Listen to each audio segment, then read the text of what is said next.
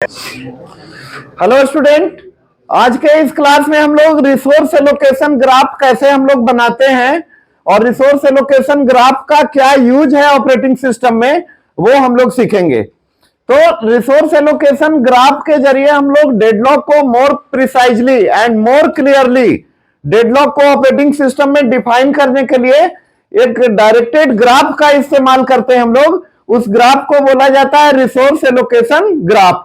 तो हमारा क्वेश्चन में दिया हुआ है the set P R and E. P means process, मतलब ग्राफ में जो भी प्रोसेस होगा, थ्री प्रोसेस है, P equal to P1 P2 P3, ये थ्री प्रोसेस है हमारा सिस्टम में। एंड फोर रिसोर्स है R1 R2 R3 and R4।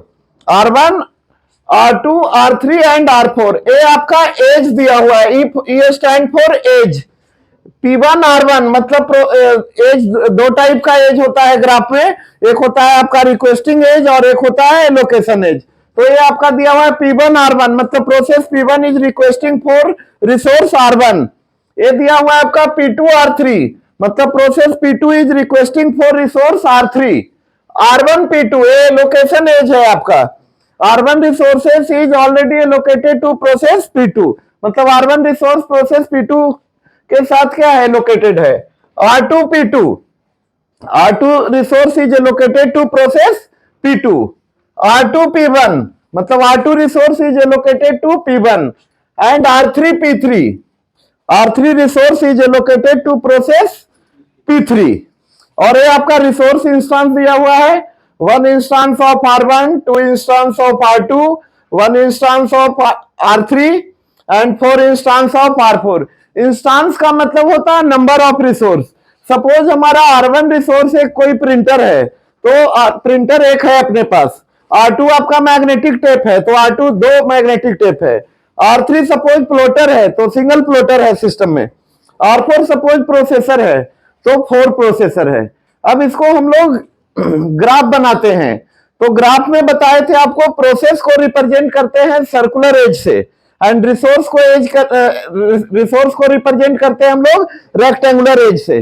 तो पहले हम लोग रिसोर्स को यहां पे लिख देते हैं। रिसोर्स है आपका एक R1 लिख लेते हैं, R1 रिसोर्स है, और आपका R3 इधर कर लेते हैं। R1 R3 फोर रिसोर्स है टोटल अपने पास। और नीचे में हम लोग कर लेते हैं R2 एंड R4। ये तरीका है।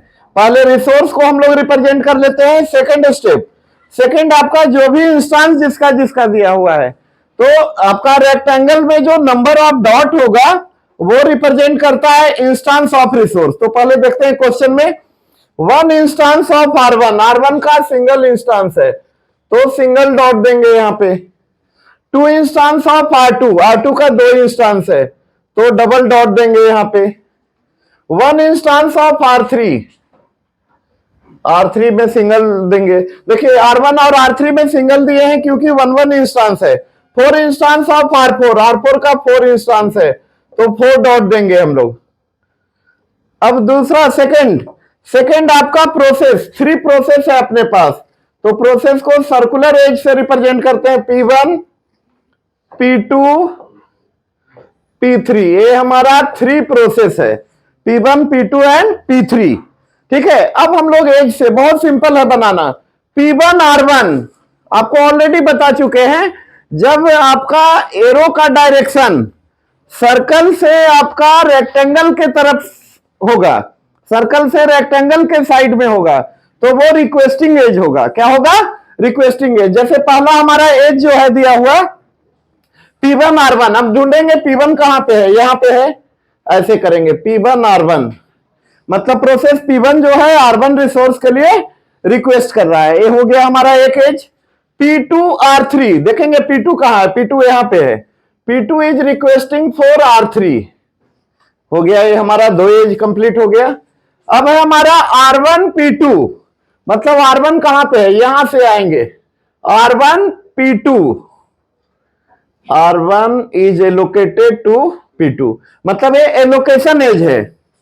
ये भी हमारा कंप्लीट हो गया R1 P2। नेक्स्ट है R2 P2, R2 देखेंगे कहां पे है, यहां पे है। R2 resource is allocated to process P2। यहां तक हमारा कंप्लीट हो गया। R2 P1, देखिए R2 का 2 इंस्टेंस है, आपको ऑलरेडी बताया है म्यूचुअल एक्सक्लूशन में रिसोर्स और प्रोसेस के बीच में 1:1 का रेशियो होगा, बट यहां पे R2 रिसोर्स का 2 इंस्टेंस है, एक हम लोग P2 को दे रहे हैं और एक आपका P1 को। तो यहां पे हम लोग गलत नहीं कर रहे हैं, सही कर रहे हैं, क्योंकि यदि एक इंस्टेंस होता तो या तो P2 को एलोकेट करते या P1 को करते, लेकिन यहां पे 2 इंस्टेंस है, आपका क्वेश्चन में भी दिया हुआ था। R2 R3 P3, R3 P3, R3 resource जो है वो प्रोसेस P3 को दिया गया है। तो इस तरीके से यहां पे देख लेते हैं हम लोग कौन सा एज रिक्वेस्टिंग एज है, कौन एलोकेशन है। तो ए रिक्वेस्टिंग एज है, रिक्वेस्ट, ये आपका है एलोकेशन, ए रिक्वेस्ट है,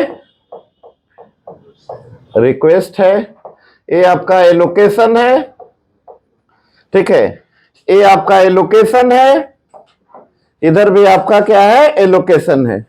मतलब ये हमारा जो ग्राफ है इसमें 3 रिक्वेस्ट एज है, नंबर 1, नंबर 2, नंबर 3। बाकी का जो एज है हमारा अकॉर्डिंग टू क्वेश्चन वो आपका एलोकेशन एज है। तो ये हमारा इस क्वेश्चन में जो दिया गया था उसके अकॉर्डिंग हम लोग ग्राफ बनाए हैं।